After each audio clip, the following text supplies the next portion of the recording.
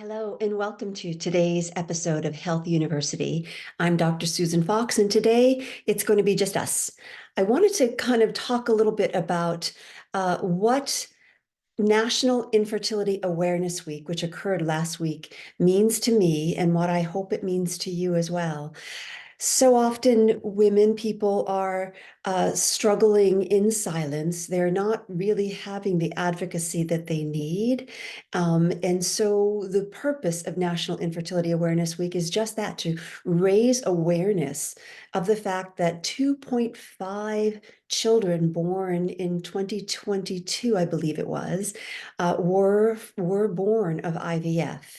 So the need is there, and yet what I also want to cover is the idea that the tendency to go straight to IVF may be for some people a little too quick, in that they could do better for themselves and their outcomes by preparing a little bit more. And you hear this a lot on this podcast, but I guess I can't recite it enough to really drive home the message that I'd really like to have people take the time they need to improve their whole health, and therefore their reproductive health, and therefore their egg quality over egg quantity, so that they are having better outcomes. And I mean this not just for the individual, I mean it for the IVF center. The reproductive endocrinologists want nothing more than to have the greatest outcome for their patients. The companies that may be paying for fertility benefits as part of their family planning benefits packages also want nothing more. They don't want to see their people struggling, suffering, needing to go through multiple egg retrievals when that may or may not be necessary. Of course, we just don't know until we try, but it just bears to reason that while you wouldn't go run a marathon tomorrow without the proper preparation, similarly, we will do better if we prepare ourselves for a healthy, successful IVF outcome. The other thing that I wanted to mention today was the concept or the reality of secondary infertility. It is something that I think often gets overlooked. And I think it gets overlooked for a couple of reasons. One, the person, I'm going to say herself, struggles with calling attention to herself, that she's wanting to have another child and is unable to do so. She's oftentimes, is what I hear in my clinic setting, doesn't feel that she has the right to be as upset as she feels. And I just want to say that no, you have the right to feel as you feel. You have the right to have as many children as your life is able to dictate. And the fact that you have a child at home does not necessarily mean that you are suffering any less than that person who does not have a child at home. So I really want to give some acknowledgement to that. And I also want to suggest that there are some things one can do, some labs one might be able to consider taking, because secondary fertility, by its very definition, infers that this person was once fertile. She has had a child. And so the question remains, what happened between the time of her giving birth and the time of her attempting to conceive again?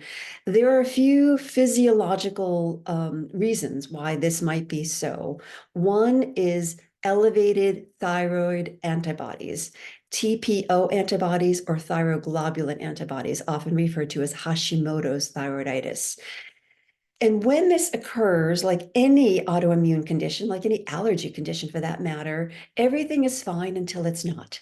That switch gets flipped in the perfect storm of probably hormonal changes, sleep habits changing, dietary changes occurring that a woman, a mama, is undertaking just to get through the day and take care of her baby. She may be taking less care of herself than she did prior to conceiving that first baby. So test your antibodies, not just your TSH, not just your thyroid stimulating hormone, because that hormone is testing your pituitary's ability to trigger thyroid stimulating hormone is saying thyroid manufacture some hormones. In any one blood draw, you could have a normal TSH, and frankly, the TSH range is a little bit broad. So it warrants, if you have been struggling, and especially if you've been one who's thinking, gosh, I could have sworn I was pregnant this week, and then I wasn't. It warrants testing thyroid antibodies as well as vitamin D levels. I know that there's now this whole concept of vitamin D. Do we need it to be in a certain range? I just personally believe, why not? If we have a range, and it's a huge range, 30 to 100, let's get in the middle somewhere so that we know vitamin D, which is a hormone, is there in sufficient levels to help our microbiome begin its or be in its master conductor role for all of our hormones. And the third item that I have checked often is that of iron and ferritin, but especially iron, because it is not uncommon for, here again, for a person to be slightly anemic. And when one is pregnant, newly pregnant, there's a lot more blood volume that takes place early on, and therefore the ability for iron to bind to all of those extra cells can be somewhat temporarily diminished, but diminished in a time frame where it's very important. So those are three takeaways I'd like to say, right off the bat. And then the other lifestyle changes obviously are the standards. How are you eating well? Are you getting plenty of protein? Are you getting plenty of healthy fats? Are you taking your preconception supplements? Because that's important. And then are you sleeping well as best you can, especially if there's a little one at home that might be interrupting sleep? Are you staying hydrated well enough? That is something you can take care of and control of. And then how are your social and intimate relationships? Are you feeling supported? And if not, how can you get there? Because it really, that level of stress that might come from feeling isolated, disappointed, questioning one's body's ability to perform in a way that we hope and expect, can feel very lonely. So when we have the right support structures in play, be it a psychotherapeutic support, be it our partner's support, be it another loved one support, or a spiritual guidance support, or a psychotherapist support, that's probably the optimal, because this person is typically trained to help identify where little hidden self-talk might be part of the stressful internal environment, internal milieu that is contributing to elevated cortisol, stress hormone, and then the sort of offset or going sideways of the downstream hormones.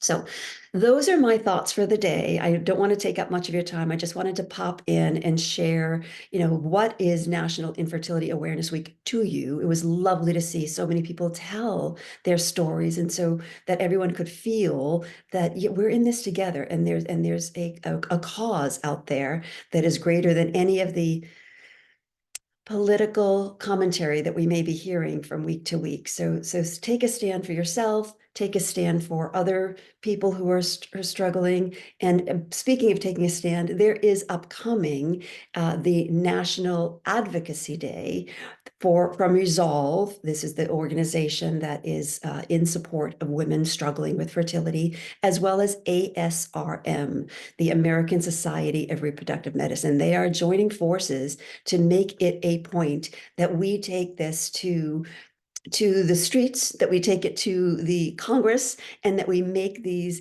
women's health initiatives as important as any other health initiative, if not more. So with that in mind, I would say, and I would invite you to reach out to Resolve for their Advocacy Day. I'll put the link in the show notes below. Feel free, please, to reach out to me with any questions, comments, concerns. Share this podcast with anyone who you may know or love who is possibly going through fertility challenge. And bear in mind, 1 in 5 people are going through fertility challenges for whatever reason, many reasons. So if you know 5 women of reproductive years, then you know someone quite likely who's struggling. So let's join forces because there is power in numbers, and I want to help empower you through Health University, through the Your Fertile Health program, through the Your Fertility quiz, all of these ways to give you some help and support, tips and tricks to improve your whole health and your fertile health. Be well.